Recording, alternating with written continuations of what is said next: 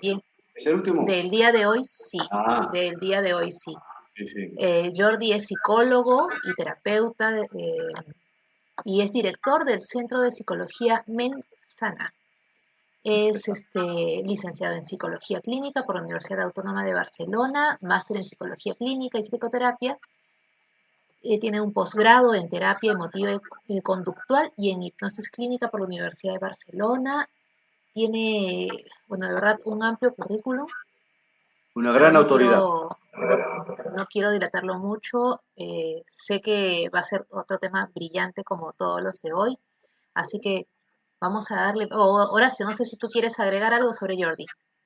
No, no, que yo le conozco ya hace tiempo, incluso sin presentarnos mutuamente, pues a través de las redes, vídeos, reportajes, yo le he seguido bastante, he tenido la oportunidad de ver a través de un vídeo, un documental, uno de los talleres que él dio y lo que hace y cómo lo hace me parece un gran maestro de la hipnosis clínica, además experto en hipnosis y para mí también es un referente porque he aprendido mucho, muchas cosas de las que él dice, como las dice, pues he aprendido y le tengo una gran admiración. Así que bienvenido, Jordi. Muchas gracias. Aquí está Hola, Jordi. ¿Qué tal, Jordi? ¿Cómo estás? muy bien. Te he Primero visto agradecer, siguiendo las sí, exposiciones. Te he visto siguiendo a los expositores. sí. Bueno, después de la presentación que me habéis hecho, me habéis puesto en un compromiso porque tengo que quedar a la altura. Lo intentaremos.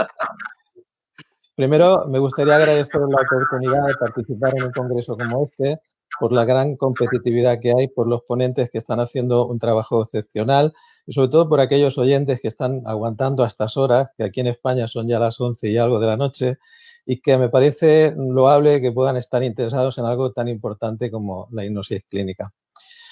Yo en Sí. principio cuando estoy viendo todos estos ponentes y todo lo que en este caso estamos hablando, lo que me congratula y me hace sentirme en este caso afortunado es que para mí esto es una vocación, no es algo que podamos decir que lo estoy haciendo por obligación. Yo empecé trabajando en un taller con muy joven, con 16 años, e incluso llegué a estar de jefe de producción, tenía 52 personas a mi cargo, pero me di cuenta de que había muchísimas veces que la gente me venía a contar sus problemas, que venía a contarme sus problemas con la familia, con el trabajo, en fin, con todo el ámbito que en ese momento podía estar haciéndole sentir algún tipo de problema psicológico y emocional. Al final, bueno, pues me decidí a estudiar psicología y de forma vocacional, como digo, pues acabé acabando la carrera y empecé a trabajar como psicólogo clínico. Cuando yo me formé, la verdad es que en la universidad donde yo en ese momento hice los estudios, igual que me imagino que muchos psicólogos aquí en España, la terapia cognitivo-conductual era un poco el paradigma que se daba en ese tipo de universidades.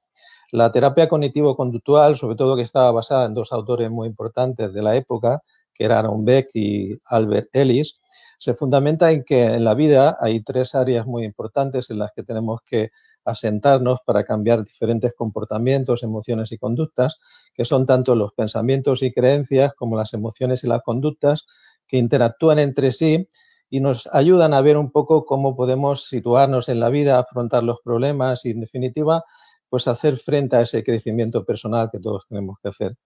Pero la realidad es que cuando me puse a trabajar y empecé a trabajar con clientes, me di cuenta que si bien la terapia cognitiva era una terapia que te podía dar muchas posibilidades de poder ir a ese fondo que podemos hablar que es el comportamiento humano, se quedaba en algunas situaciones un poco corta. ¿Por qué? Porque realmente la terapia cognitivo-conductual, así como otras terapias formales, casi todas en su paradigma concluyen de que las emociones, la gran mayoría de las emociones, vienen precedidas de los pensamientos. Pero claro, el problema es cómo cambiar esas emociones simplemente haciendo, en este caso, un trabajo de debate con esos pensamientos. En muchas ocasiones, esos pensamientos están siendo, en este caso, pensamientos blindados que hacen que a la persona le cueste muchísimo cambiarlos de forma directa y en otras ocasiones las emociones no vienen de los pensamientos, vienen de los instintos, de las pulsiones, de aquellas situaciones que nos hacen de alguna forma actuar para sobrevivir, para la supervivencia. Por lo tanto, me di cuenta de que había que hacer algo más. Yo soy una de las personas que siempre he creído que cuando una persona tiene motivación, disciplina y además le añade una actitud positiva, puede hacer casi todo lo que se proponga. Y digo casi todo porque hay cosas que no dependen de nosotros y es muy difícil. Si tuviera que definirme con una palabra, yo diría que soy una persona pragmática. Yo soy siempre de aquellos que si ve que alguien está haciendo algo, yo me fijo y digo, eso lo puedo hacer yo. Y como me diga, eso lo puedo hacer yo, lo llevo a cabo. Por lo tanto, yo decidí que tenía que hacer algo más que simplemente la terapia racional emotiva o la terapia cognitiva.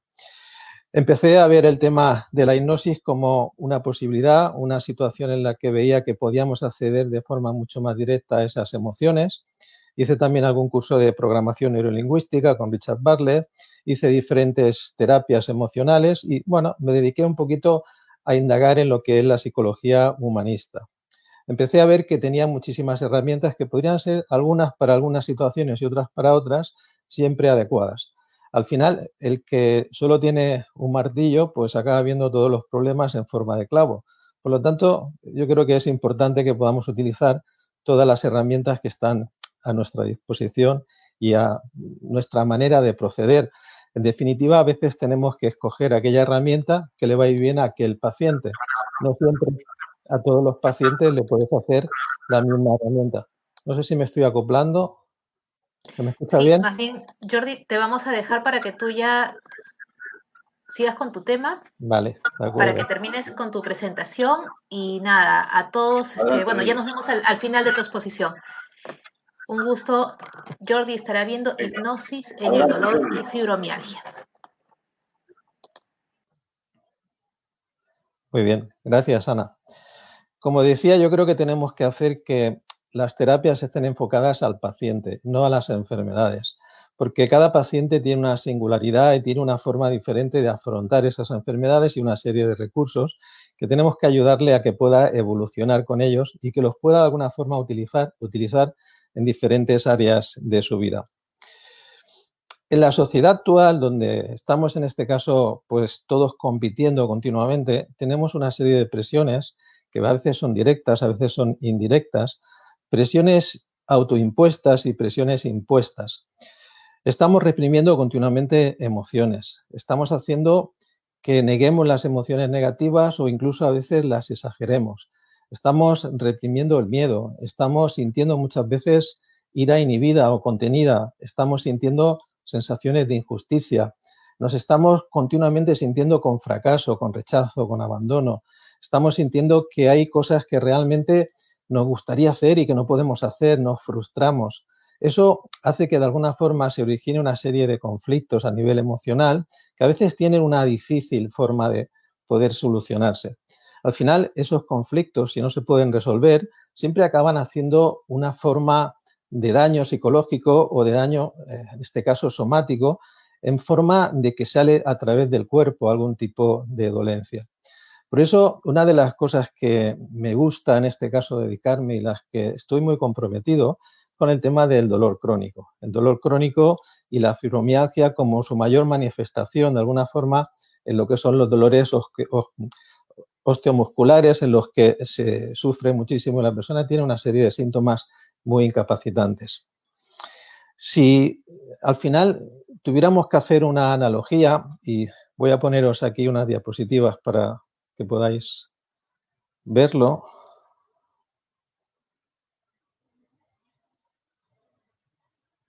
A ver si me deja ponerla, yo creo que sí.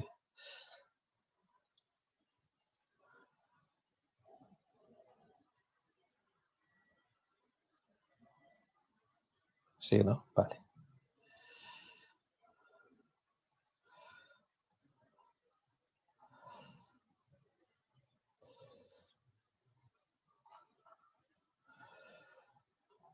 Vale. Bueno, aquí he querido simplemente mostraros esta diapositiva que nos refleja un poquito lo que puede ser ese conflicto interno.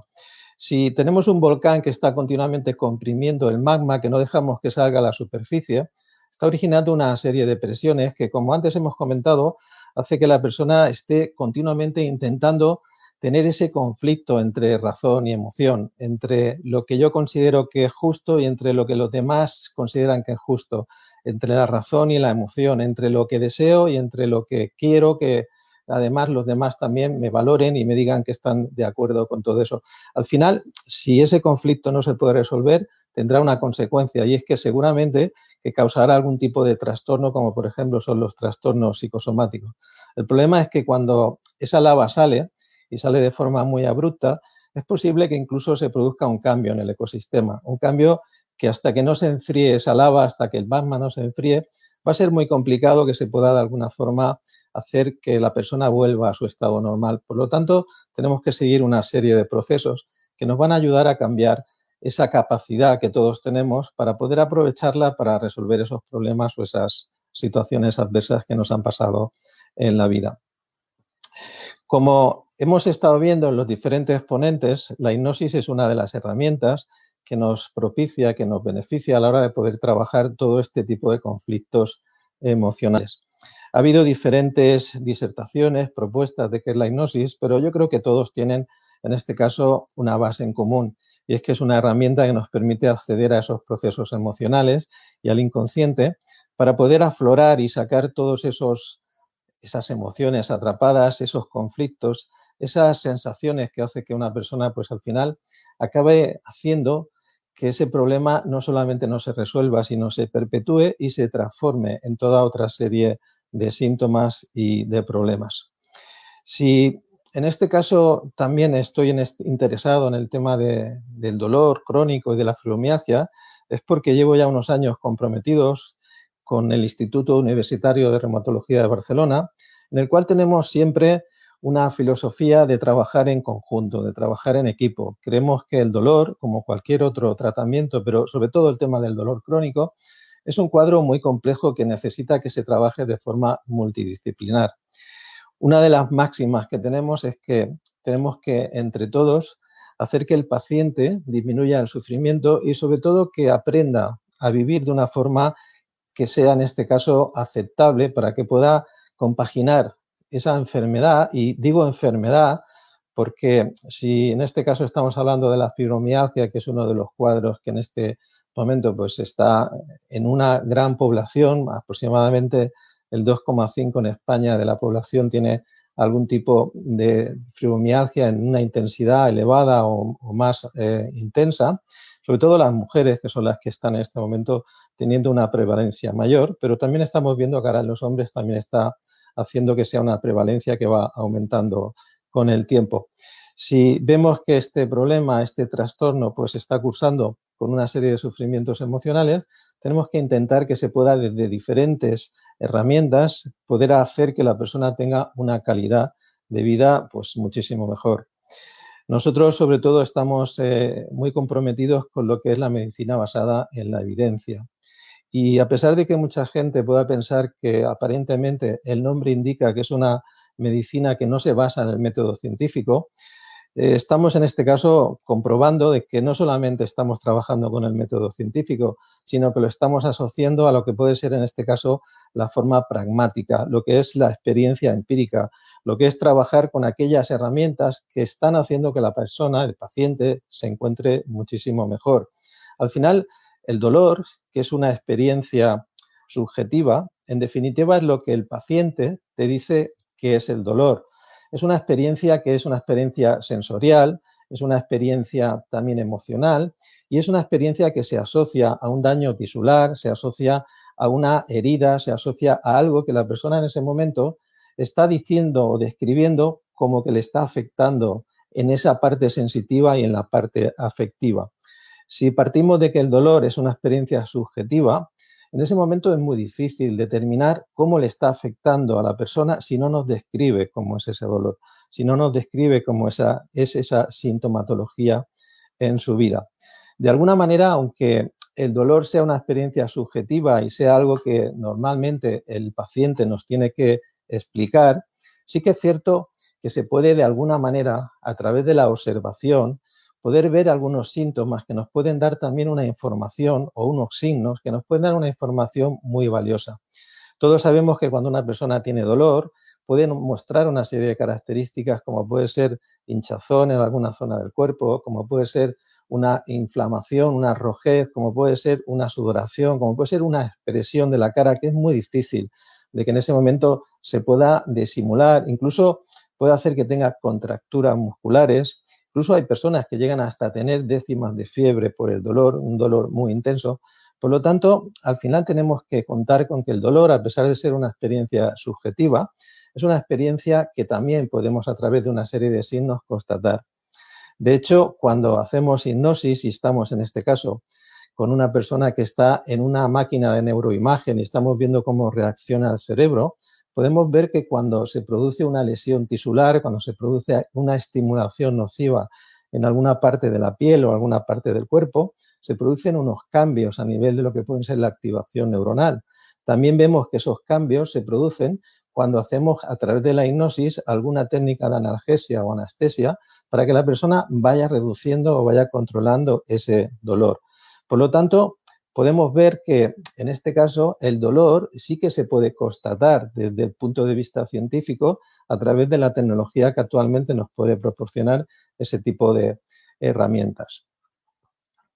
Una de las situaciones que a veces es un poco complicada es si el dolor tiene un carácter bastante subjetivo, a veces tenemos que estar en ese punto en el que la persona que viene a la consulta puede estar en un momento determinado manifestando un dolor, que puede ser un dolor que podemos llamar de sensibilidad o podemos decir que puede ser un dolor también de sufrimiento, un dolor que está más encadenado o mucho más cerca de lo que puede ser la esfera afectiva.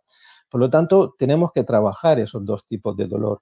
Tanto el dolor que podemos decir que es de una sensibilidad de los nocioceptivos, de los encargados de llevar el dolor desde la asta dorsal por vías aferentes al cerebro, hasta ese dolor que puede ser incluso muchísimo peor, que es el dolor del sufrimiento, el significado que le damos al dolor. Si en este caso tuviéramos que hacer una clasificación de los diferentes tipos de dolor, para poder entendernos, porque podemos hacer muchas clasificaciones, pero yo me quedaría simplemente con las tres que suelen ser más populares y las que casi todo el mundo conocemos. El dolor agudo. El dolor agudo es aquel dolor que puede ser en un momento determinado pues muy intenso y que normalmente viene por una estimulación nociva de algún tipo de herida o algún tipo de punción o una fractura o incluso de lo que puede ser el colapso de algún órgano. Normalmente este tipo de dolor suele ser bastante intenso cuando la persona acude a algún tipo de centro para poder, en este caso, recibir ayuda y suele, bueno, pues tener una buena recepción a lo que son analgésicos o anestésicos para poder paliar o mejorar el dolor. Luego tenemos lo que llamamos el dolor recurrente o crónico, que a pesar de lo que la gente pueda pensar, no quiere decir que una persona que tenga un dolor recurrente o crónico va a tener el dolor durante toda su vida. El criterio diagnóstico y médico para decir que un dolor es recurrente es cuando es un dolor que cursa con más de 3 meses y está haciendo que la persona tenga una sensación continua de molestia, de malestar o de un dolor intenso que le dificulta muchísimas veces el poder hacer una vida tranquila y normal. Este dolor normalmente suele responder muy mal a los analgésicos e incluso a los mórficos, que son aquellos anestésicos o aquellos medicamentos que se suelen dar cuando el dolor es muy intenso, no suelen recurrir normalmente o no suelen en este caso responder a este tipo de medicamentos. Eso nos quiere indicar que realmente este dolor se basa en algo mucho más que simplemente un daño tisular, una herida, una fractura o algún órgano que tiene algún tipo de problema. Este dolor recurrente crónico podemos decir que está haciendo que la persona tenga ese dolor por una función. Es un dolor funcional y es un dolor que normalmente nos está indicando que hay algo detrás de ese dolor. Solemos asociarlo muchas veces a situaciones que tienen que ver con las emociones, con lo que ha vivido la persona, con situaciones que están haciendo que la persona esté pasando por una situación complicada.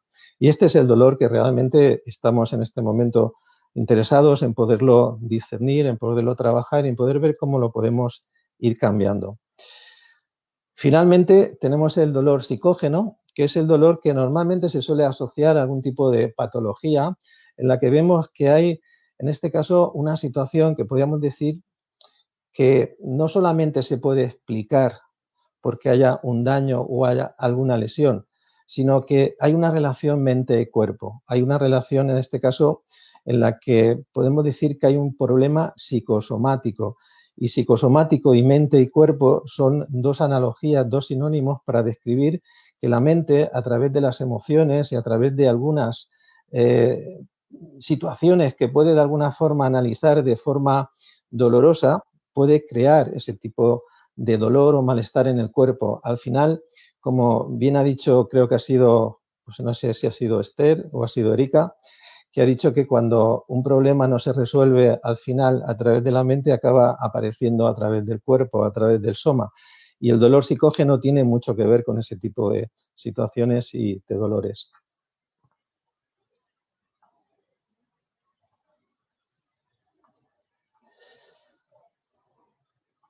Como antes hemos ido más o menos anunciando un poquito que había diferentes tipos de dolor, ahora sí que me gustaría poderlos describir con un poco más de detalle.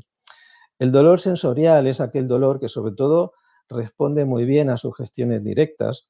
Es aquel dolor que tiene sobre todo su inicio en algún tipo de estimulación nociva a través de algún tipo de estímulo que puede estar en este caso afectando al organismo, ya sea por un dolor punzante, un dolor que pueda ser en este caso pues tipo pues, quemadura, tipo sordo, agudo.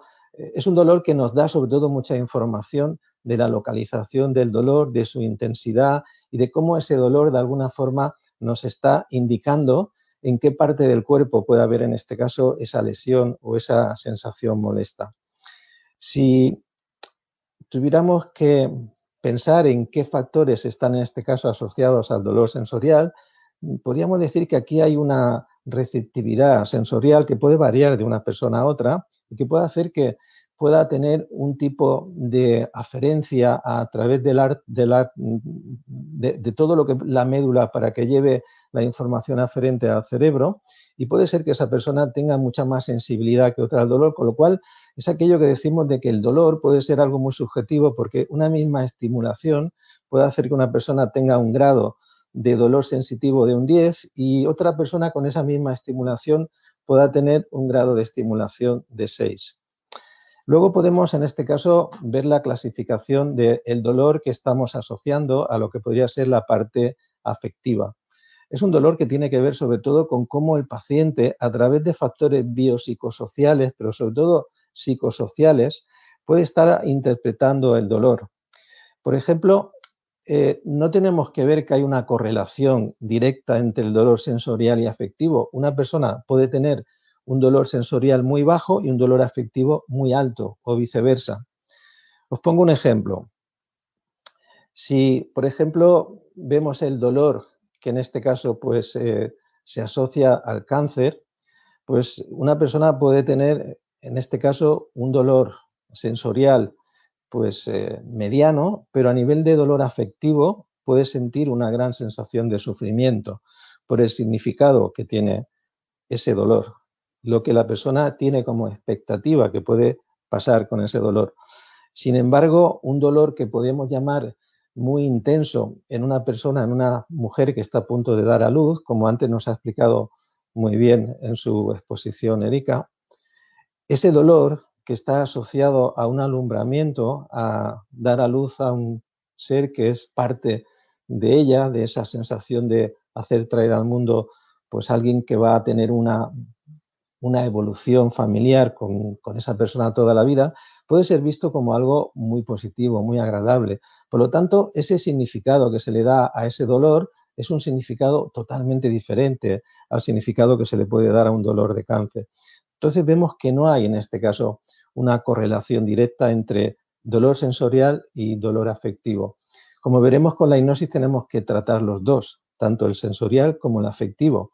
Pero como antes decía, el dolor afectivo tiene mucho más que ver su forma de solucionarlo con lo que es los factores psicosociales, que es la credibilidad en la persona que te hace la hipnosis, la credibilidad que tú tengas en tus recursos, la sensación que tengas de confianza en que ese ejercicio te va a ayudar y todo aquello que tiene que ver con cómo la persona a nivel mental se sitúa ante esa situación y ante la posible solución.